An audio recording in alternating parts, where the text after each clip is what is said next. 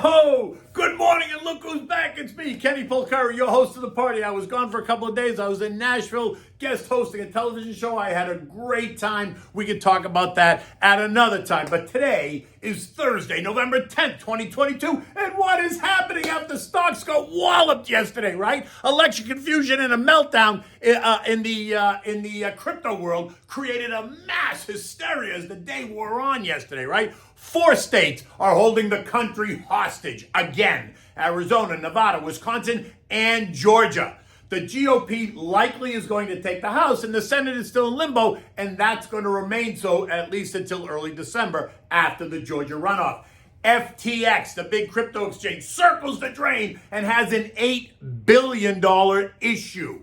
Now, will this change the narrative at the Fed? We're going to find out. And what we have for dinner tonight, we're going to have the Seared Scallops bathed in vermouth. Delicious. Okay, ouch. Stocks took a beating yesterday after the election produced less than spectacular results. The tsunami turned into a ripple, and some of the winners in the race reflect a country that is not only deeply divided, but can't seem to get out of its own way. Here we have an economy in a tailspin. We have inflation at 40-year highs and likely not going lower anytime soon. We have the Fed that completely dropped the ball and is now forced to overreact in order to try and tame inflation. We've got political division, the likes I've never seen in my lifetime, and that's 61 years. We have an open border that has seen millions of immigrants just walk across the Rio Grande and become American citizens. Right? All a little bit frustrating for so many people. We have an election which has come down to 4 states, right? And while we know that some of the races were close, the polls suggested one thing and reality produced something very different. Now, while the GOP appears to be taking control of the House, the Senate is very much in flux, right? Georgia is official now, right? They're going into a runoff on December 6th. Arizona, Nevada, and Wisconsin remain 3 of the wild cards that will upend the complexion of the U.S. government for at least the next 2 years. And to make it even more dramatic, some of these states can't even finish counting ballots fast enough and have warned that it could take days, as mail-in ballots are still being counted and will still be counted if they're delivered by Saturday, as long as they have a post office stamp dated November 8th. In the end, just like 2020, a Georgia runoff in early December is going to ultimately seal the deal. So in reality, we really won't know what the final tally is in the Senate until we get that runoff vote. And while markets opened weaker in the morning, something that wasn't necessarily a surprise, they got even weaker as the sun moved across the sky and day turned to night. Word that cryptocurrency exchange FTX was circling the drain, only adding to the angst.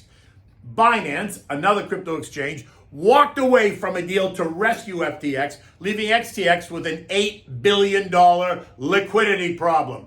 In fact, the statement from Binance says it all, right? In the beginning, the CEO of Binance says, in the beginning, our hope was to be able to support FTX's customers to provide liquidity, but the issues are beyond our control or ability to help. I think it's that beyond our control and ability to help part of the statement that suggests that when you pull back the sheets, you aren't excited about what you see, right? In fact, it's a little bit concerning. FTX's CEO, Sam Bankman-Fried, right, now known as SBF, saying, and I quote, these are his words, "I fucked up," and he begged his backers to help him out. In fact, these backers include Sequoia Capital, BlackRock, Tiger Global, and who else? SoftBank. And it's unclear what the next steps will be or if they are going to choose to help them out. On the back of this dramatic news, Bitcoin plunged to below 16,000, down 16% yesterday alone, and Ethereum kissed 1,100, down 17%, leaving both currencies down more than 65% year to date. Stocks that had any ties to the crypto industry also suffered. Coinbase down 9.5% and Robinhood down a whopping 14%, leaving it at $8.50 or something. Why would you even own it? And to add more noise to the conversation, Minneapolis's Fed President Neely Kashkari slammed the cryptocurrency world, saying that in the Wild West, that cryptocurrencies are the Wild West and chaos all wrapped up into one. It's 99% noise, hype, and confusion, and that he has yet to see anything useful coming out of the cryptos. Now look, some are quick to blame the tightening of the Fed for this latest event, something I don't agree with. When an event like this happens, it's always easy to try to find a scapegoat. In this case, the cause of this problem is no one but SBF, FTX, and the crypto industry. But that doesn't mean that investors aren't wondering what else might now be lurking underneath the surface. Surely, there's going to be more analysis as this event becomes a Harvard Business School study. And look, this story is far from over. Over the coming days, we're going to learn who else is impacted and what effect that might have or might not have on the markets and investor psyche. In the end, it is just another chapter in the crypto playbook, right? I'm asking, where is Mikey Novogratz or the Mooch during all this chaos? Weren't they the ones telling all of us a year ago that you better get in now, right, on Bitcoin? That's when it was trading at 50,000. Otherwise, you're going to miss the move to 150,000. How'd that work out? Last sale of Bitcoin this morning is 16,352 and likely going to 10,000 before it goes to 20,000. And you don't hear a word from Mikey Novogratz or the Mooch. Just saying. Now, by the end of the trading day, we saw the Dow give back 645 points or 2%. The S&P lost 80 points, the NASDAQ down 265 points, the Russell lost 50 points or 2.7%, and the transports gave back 342 points or 2.5%. In the end, it is still all about the economic data and the Fed and today and what we're about to get more economic data, and that's the CPI, the Consumer Price Index, and that was expected to remain elevated. Now, the official estimate is for the top line to come in at up 0.8%, right, month over month, which is up from last month. Year-over-year estimates are calling for a reading of 7.9%, which would be down versus last month. But the guesses are all over the place. Morgan Stanley is looking for an 8% number, while Goldman's pushing for 7.8%. And while that doesn't seem like a big difference, it is. If the CPI suddenly dips to a 7 handle, then expect the celebrations to kick in and expect the market to go crazy. And in fact, that's what it's doing. We'll get to that in a minute. With many saying, look, it's working, inflation is subsiding, the Fed has managed a soft landing, blah, blah, blah. While an 8 handle would confirm that inflation is becoming more entrenched and more difficult to tame. In fact, the CPI came out at 7.7%, a massive decline. And we'll get to that in a minute because I guess it was used cars that made all the difference. In addition, we're also going to get news on real average hourly and weekly earnings year over year. No one's expecting to see those earnings rise faster than the rate of inflation. In fact, remember last month saw average hourly and weekly earnings fall by 3% and 3.8% respectively, leaving the U.S., the American worker, further behind the 8 ball. U.S., well, it doesn't make any difference now. U.S. futures this morning were lower when I wrote this, but they have exploded higher on the back of the CPI report, right? The Dow now up 800 plus points, the S&P up 60 points, the NASDAQ ahead by 150 points. But you would be remiss if you weren't still a bit cautious, right? Now, while I was in the 8-handle camp, and clearly that was wrong, we'll see what happens as we kind of go through this analysis to see what really made the difference in the CPI. Where did we see how did we get the lower than expected number, right? In any event, the rally this morning is nothing to really write home about. It's really a makeup of all the money we lost yesterday, right? You got to see if there's a real commitment, right? Does it really mean that this is the bottom? Is this really a move up, or is this just a boomerang reaction to yesterday's massive sell-off and the fact that maybe we're going to get some news out of FTX, right? The next data point to watch is Tuesday's Producer Price Index, right? As that details the cost of manufacturing that manufacturers have to pay at the producer level. Estimates also suggest we're going to see a rise in the month-over-month top line and the core line figures. As you know, it takes about 4 to 6 months for the PPI prices to work its way through the system down into the consumer level at the CPI read. Next week, we're also going to bring us retail sales, industrial production, capacity utilization, housing starts, and building permits. All key metrics to talk about where the economy is. Look, inflation remains at the top of mind for the Fed and for investors and will remain there until we really see it start to fall. Now, today's report is one report, does not make a trend.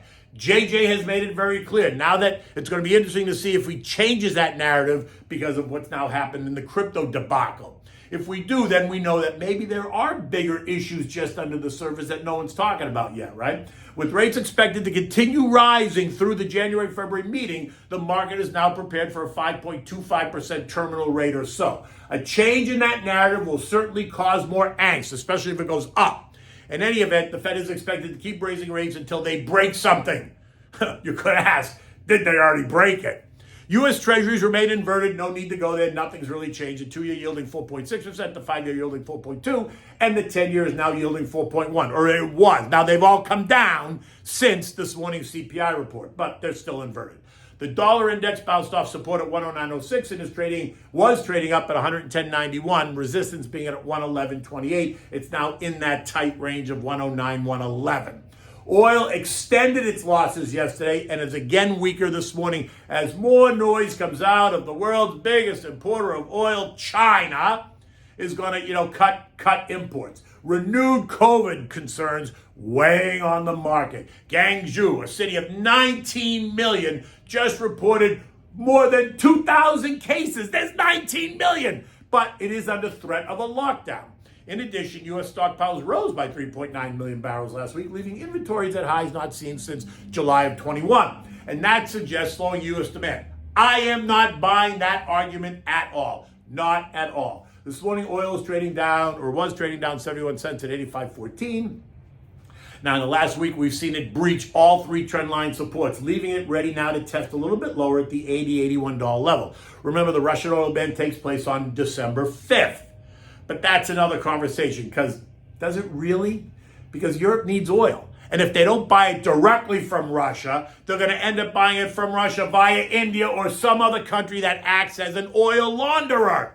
Kind of like money laundering, right? But that doesn't mean oil is necessarily going low either. My sense is that demand is alive and well, and that oil has found support here right at the 80 level, and the next move is up versus down. European markets are lower, right? They were all down about 0.4% across the board. The S&P closed last night at 37.48, down 80 points, just off the lows at 37.44. Uncertainty over the elections and now concern over what the FTX blowup means for the broader market and for the Fed, if anything, is now top of mind. Joey takes to the airwaves and tells us what he can't do is guarantee that he's going to bring down inflation, which, by the way, is a change in the narrative from just last week before the elections. Of course he can't, unless he stops the madness. Think the massive spending and the free money programs, which is not happening. So it's up to JJ and the Fed to slam the economy into a longer and deeper recession. Talk of a 6% terminal rate is now being kind of bandied about, but no one really wants to go there, at least not yet. Right? So we'll have to see how that conversation evolves. But we are due to hear from a bunch of Fed heads today, right? And they include Lori Logan, Esther George, Loretta Mester, Neely Kashkari, and New York's Johnny Williams. They are all just dying to speak, and I suspect that we're going to hear conflicting conversations about where the Fed is headed, right? Because now they're all starting to have cracks in the foundation. Now, with a split Congress, we can expect less of the out-of-control spending, we hope. We can expect much less of the fringe narrative, we hope. And that's good for the country and for stocks and for other assets. In the end, do not go and change your portfolio because of what happened yesterday. Unless, of course, you were overweight in crypto. Oh, wait, if you were overweight yesterday, you're not so overweight today, right? Let it settle in. Let's see how it begins to play out. Remember, rates are going up, and the Fed has made it clear that they are not pivoting anytime soon, right? If the pivot comes, it comes in the latter half of 23, but that's not anytime soon. And remember, to me, pivot means a reversal in policy. So instead of raising, they're cutting. Again, I can't say it enough. Stick to your plan. I suspect that we're going to see this year-end rally that's going to take us to the 39,000-4,000 range on the S&P. But you have to look beyond the next 6 weeks and instead focus on the next 6 to 12 months. Look at the mega cap multinationals that generate good cash flow. They pay nice dividends and they can weather the storm. Remember, you want to STPN, buy the stuff that people need, energy, healthcare, consumer staples, utilities, and maybe some big mega cap tech versus the STPW, the stuff that people want. Even bonds are starting to look a little bit attractive if you buy them and hold them. You can lock in 4.6% for 2 years, if that's a place that you want to find some stability. And it's been a while since we've been talking about bonds in a portfolio. Anyway, so what have we for dinner? We're going to have seared scallops bathed in vermouth. This is, if you like scallops, this is really a great dish. It's simple elegance, right? Now, for this, you're going to need olive oil. You're going to need sliced garlic, cauliflower heads, scallops, butter, shallots, dry vermouth, salt and pepper, and fresh basil. So now you want to start by just rinsing the scallops and then patting them dry with paper towels, right? You don't want them to be wet.